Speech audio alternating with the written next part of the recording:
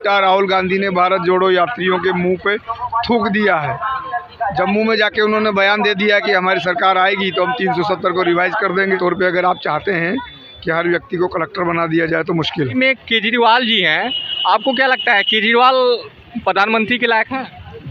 मेरे को कभी नहीं लगता कि केजरीवाल प्रधानमंत्री के लायक। और केजरीवाल राजनीति में अनियंत्रित पशु है।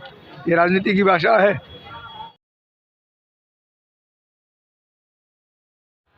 दिल्ली से यहाँ का प्रशासन व्यवस्था आपको कैसा लगा? प्रशासन व्यवस्था जो बहुत ही महत्वपूर्ण है वैसे, क्योंकि कई सारे मार्ग में कर चुका हूँ और इस प्रशासन से पहले के प्रशासन भी मैंने देखे हैं। रास्ते यही होते थे लेकिन इतने बेहतरीन तरीके से अटपटे होते थे। दूसरी बात, जहाँ शौचालय है वो शौचालय सड़कों पे आ जाता था। मैं भी पिछले 2 दिन से यही घूम के देख रहा हूँ कि पहले और अब में कितना अंतर आया हुआ है।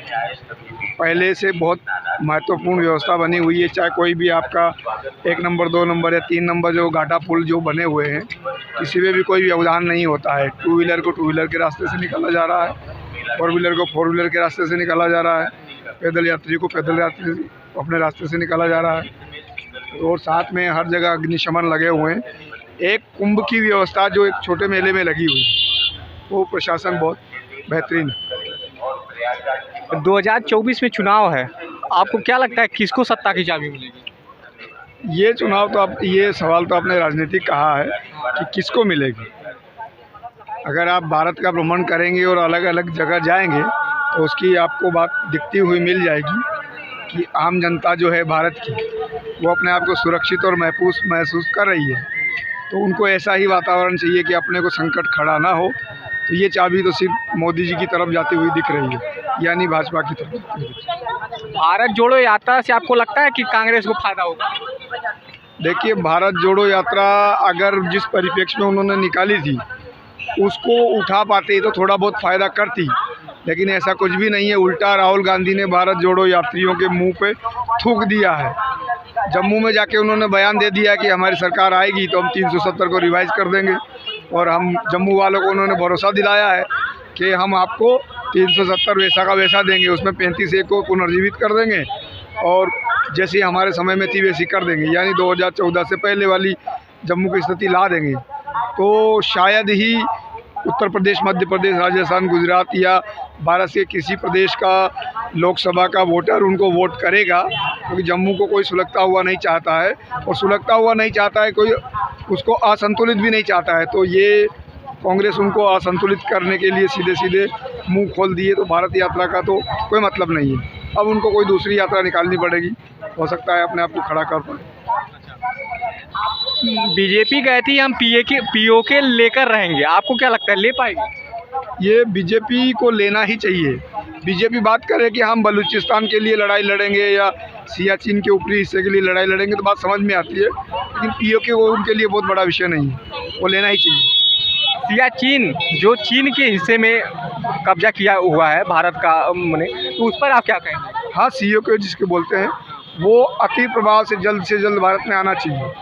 बफर जोन जो है चाइना के बीच में जो तिब्बत खड़ा कर दिए हैं, ये तिब्बत भी ख़त्म होना चाहिए। क्योंकि आपको पता होगा कि हर तिब्बती ये चाहता है कि तिब्बत देश अलग से हो, न कि चाइना। और पहले की पूर्ववर्ती सरकारों ने तिब्बत को ही चाइना घोषित कर दिया है, जो गलती है। ये बीजेपी की भी गलती है।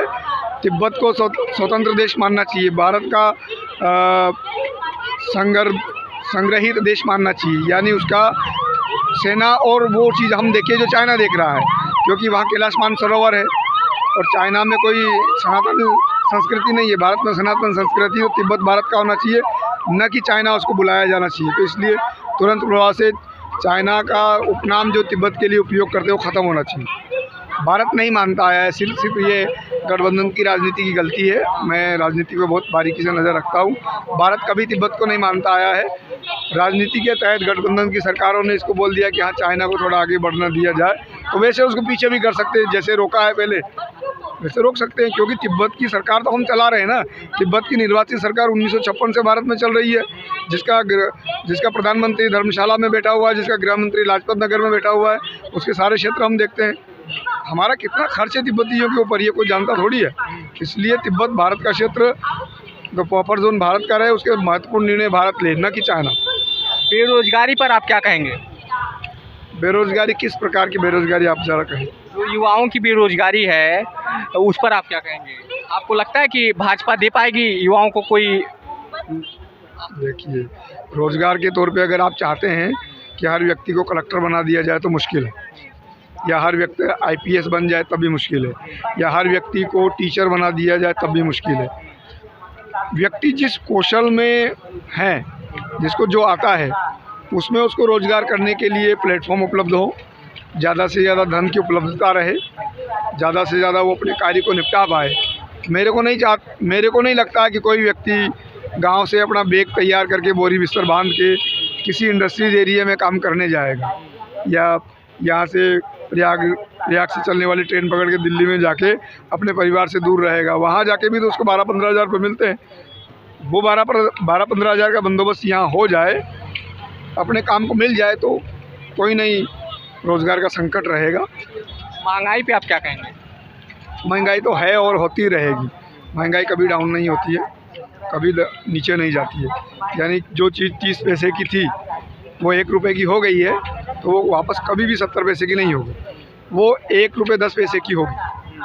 महंगाई मैं 1964-65 के अर्थशास्त्र और वित्त को प्रबंधन को देखता आ रहा हूँ, और उस दिन से पेट्रोल ऊपर ही आ रहा है, अनाज ऊपर ही आ रहा है, मजदूरी ऊपर ही आ रही है, नौकरी ऊपर ही आ रही है। तो उसको आप डाउन में नहीं भेज सकते। हाँ, कंट्रोल कर सकते हैं उसके आसपास नए क्षेत्र लगा के। जैसे पहले प्रशासन चुनाव ये मेले लगते थे, तो प्रशासन 2 रास्ते बना के छोड़ देता था, एक रास्ता आने का, एक रास्ता जाने का। उसी पे सारे लोग आ रहे हैं, जा रहे हैं। अभी प्रशासन इतना बढ़िया किया है कि 6 रास्ते निकाल दिए यहाँ पर, तो 6 रास्ते निकाल दिए, लोग आ रहे जा रहे हैं। तो इसी तरह महंगाई को अगर आपको कंट्रोल में रखना है तो एमएसएमई जो लघु उद्योग है, कुटीर उद्योग है, उन पे बढ़ावा दें। कैसे? जैसे आपके सामने ये बैठा हुआ है जनेऊ उत्पादन करने वाला, ये यहाँ पर बैठा हुआ है। इस पे जो आने वाला, जिसको जो माल मिलने वाला है कॉटन, उसको इसके क्षेत्र में रखें, और कहीं ऐसा ना हो कि इस जनेऊ को बनाने वाला कोई चाइनीज़ कंपनी आ जाए। तो जनेऊ अगर चाइनीज़ कंपनी बनाने लगेगी तो इस व्यक्ति का रोज़गार मारा जाएगा, और इस व्यक्ति को अगर रोज़गार मिलता रहा तो ये कभी भी नौकरी मांगने नहीं जाएगा, क्योंकि उसको पता है 8 दिन में काम कर लेना और अपने परिवार का बंदोबस्त कर लेना, 15 दिन घूमना वो भी तो चाहता है। जैसे आप बेगे लटका के घूम रहे हैं, मैं भी तो घूम रहा हूँ, मैं दिल्ली के आके घूम रहा हूँ, मैं भी कोई नौकरी में बंधना नहीं चाहता, कोई भी नौकरी में बंधना नहीं चाहता। तो इसी तरीके से उनके रोज़गार का उत्पादन हो। और बहुत बारीक चीज़ आपने देखी होगी, मैंने भी एक बहुत अच्छी चीज़ देखी। यहाँ पर खीरे का वो बेचता है, जो खीरा होता है, उस खीरे का नमक का और कुछ उसमें सम्मिश्रण करके वो गैस हाजमे की दवाइयाँ बनाता है, और ये प्रोडक्ट सिर्फ और सिर्फ इसी मेले में देखने को मिलता है। यानी यहाँ पे जो लोग आते हैं बनाने वाले, वो लोग सिर्फ और सिर्फ बाराबंकी ज़िले के होते हैं, क्योंकि मैं 3-4 बार से आ रहा हूँ, मेरे को पता है। ये बाराबंकी ब्रांड बन सकता है अगर इस चीज़ को ब्रांड से जोड़े, उनको अच्छी पैकिंग सिखाई जाए, उनके मार्केट को पब्लिक डोमेन में और डाला जाए, 10-20 मेले में और ले जाया जाए, तो उनको बहुत अच्छा प्रबंध होगा। 1000-2000 लोगों के जीवन यापन का बहुत ही उचित प्रबंध हो जाएगा। तो इसलिए महंगाई को रोका जा सकता है, उसको कम नहीं किया जा सकता। दिल्ली में केजरीवाल जी हैं, आपको क्या लगता है केजरीवाल प्रधानमंत्री के लायक हैं? मेरे को कभी नहीं लगता कि केजरीवाल प्रधानमंत्री के लायक है। कोई भी व्यक्ति अपने संकट में अपने घर के निकट संकट बुलाना नहीं चाहेगा। अगर राजनीतिक व्यक्ति है तो जिसको आराम से नींद निकालना है, तो अपने घर के आसपास कुत्ते भी नहीं पालेगा, क्योंकि वो रात को बेवजह भड़कते हैं, भौंकते हैं, नींद खराब करते हैं। और केजरीवाल राजनीति में अनियंत्रित पशु है, ये राजनीति की भाषा है। राजनीति में अनियंत्रित पशु है, जहाँ भी जाएगा वहाँ की नींद खराब कर देगा। अभी बहुत अच्छे से पंजाब वाले भुगत रहे हैं, और दिल्ली वाले तो हम भुगत ही रहे हैं। हमको पता है कि वहाँ का जो ट्रांसपोर्टेशन कितना बुरा स्थिति में पहुँच गया है। दिल्ली में 13,600 दिल्ली परिवहन की बसें हुआ करती थी, और केजरीवाल जी के आने से पहले, और आज वहाँ पर टोटल बसें बची हुई है 3,900। 3,900 बसों में से 2,000 बसें पुलिस और प्रशासन को चाहिए, नियंत्रण के लिए जैसे यहाँ चाहिए होती है, वैसे सामान्य प्रशासन के पास सिर्फ 1500 बसें बची हुई है और मैं 1 महीने के 1500 रुपये का पास का भुगतान करता हूँ और मेरे को 3 घंटे में बस नहीं मिलती है। तो केजरीवाल को आप सिर्फ 200 लीटर पानी या 100 यूनिट बिजली के दम पे पूरे सरकार के लिए या पूरे देश के केंद्र के लिए अगर आप आमंत्रित करना चाहें तो मेरे को नहीं लगता कि आपको भी बहुत अच्छी नींद आएगी या आपके राजनीति में बहुत बड़ा संकट आ जाएगा। वो तो जो लोग जहाँ केजरीवाल है वहीं लोग जान रहे हैं, उसके विज्ञापन और प्रचार को लोग नहीं जान रहे। 2017 से पहले भी आप आए हैं? 2017 से पहले आया, 15 से आया, 16 से आया, मैं 13 से रेगुलर आ रहा हूँ। 13 से पहले भी मैं 9 में आया हूँ, ऐसा नहीं। 2017 से पहले और 2017 के बाद आप क्या बदलाव देख रहे हैं? यूपी में यूपी में माघ मेले में बदलाव, ये रास्तों का बदलाव। और पहले जो है शौचालय की इतनी बुरी स्थिति होती थी कि वो सड़क पे आ जाते थे। अगर आप खुला शौचालय आप देख सकते थे, कहीं भी लोग मूत्र विसर्जन कर रहे हैं, कहीं भी कचरा है, तो आपके जाने का रास्ता कुछ भी नहीं है। दूसरी बात, लोग यहाँ आकर माघ मेले में हमला करते थे, लूटमारी होती थी, वो अलग बात। राजनीतिक हमले होते थे। आपने नहीं आपका नाम जान सकता हूँ मैं, क्या नाम है? आकाश जी। मैं मीडिया फील्ड में तो नहीं हूँ लेकिन भ्रमण में बहुत लंबे समय से कर रहा हूँ।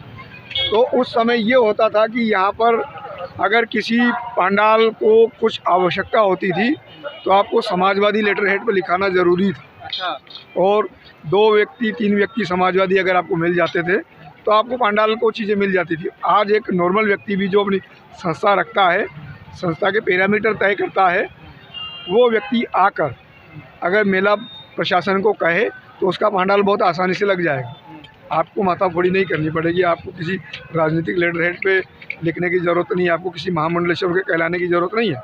बस आप वो पैरामीटर पूरे करते हो, आपको पंडाल मिल जाएगा, रास्ता वही बहुत अच्छे से मिल जाएगा। हर दरवाजे पे गार्ड है, मिल जाएगी। पहले ऐसा नहीं था, क्योंकि अति महत्वपूर्ण व्यक्ति जैसे शंकराचार्य, आचार्य, प्राचार्य, मंडलेश्वर थे, उनको कहीं कहीं सिर्फ पार्टी के समक्ष होते हुए लोगों को ही मिलता है।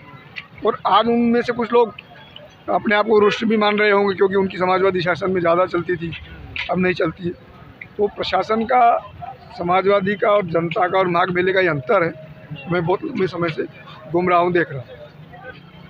अच्छा, एक चीज़ बताइए कि जैसे बाबा को कहा जाता है सिर्फ हिंदुओं का पक्ष रखते हैं, मुस्लिमों के नहीं। आपको लगता है कि ये मुस्लिमों के खिलाफ है भाजपा? बाबा, मैं भाजपा की तो बात नहीं करता, बाबा की बात कर रहा हूँ। बाबा अपराध के खिलाफ है, अपराध के खिलाफ, अपराधियों के खिलाफ है। और अगर अपराधियों का ग्राफ देखें, उत्तर प्रदेश के परिप्रेक्ष्य में बता रहा हूँ, बनारस के परिप्रेक्ष्य में मिल जाएगा, इलाहाबाद प्रयाग के परिप्रेक्ष्य में मिल जाएगा, लेकिन उत्तर प्रदेश के परिप्रेक्ष्य में देखें तो 100 में से 72 अपराधी मुस्लिम से संबंध रखते हैं। तो लोगों को लगता है कि भाई अपराधी पे कार्रवाई होगी तो मुस्लिमों पे कार्रवाई हो रही हो। ऐसा नहीं है। अपराधी जो है उन्होंने अच्छे अच्छे भाजपा से जुड़े हुए लोगों की गाड़ियाँ जब्त करी है, जो अवैध तरीके से जिला अध्यक्ष लगा के घूमते थे, उनकी कुटाई करी है, बहुत उनका पिछवाड़ा तोड़ा है। तो हम नहीं कहेंगे कभी भी कि बाबा जो है मुस्लिम विरोधी, हाँ अपराधी विरोधी है। और अपराधी मुस्लिम है तो ज़्यादा संख्या है तो बिल्कुल लगेगा। कुछ जनता की मांग है कि 24 में ही इनको प्रधानमंत्री बना दिया जाए, बाबा जी को।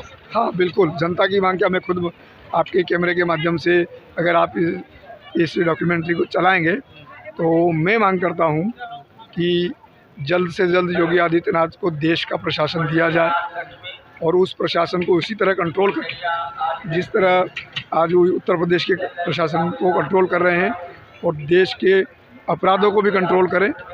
देश को एक सुव्यवस्थित सनातन का नेता मिले जो प्रधानमंत्री के पद पे बैठे और मोदी जी से आगे जाके काम करे। मोदी जी ये बस उनमें जितना था वो हो गया। मोदी जी अपनी सीमाएं अब लांघना नहीं चाहते, वो सिर्फ एक विकास पुरुष दिखना चाहते हैं। और विकास पुरुष होने से ही सारे काम नहीं होते, विकास पुरुष होने से आपको COK POK नहीं मिलेगा। इसीलिए मैंने बार बार कहा कि भाजपा का नहीं, बाबा को आगे बढ़ना चाहिए। भाजपा तो है ही, बाबा आगे आएंगे तो वो नीतियाँ आगे आएगी जो सनातन राष्ट्र के प्रति और भारत के प्रति है, सांस्कृतिक धरोहर को आगे बढ़ाती है। तो बाबा को बहुत जल्द जाना चाहिए। बहुत बहुत धन्यवाद आपका, जो आपने हमें अपना कीमती वक्त दिया।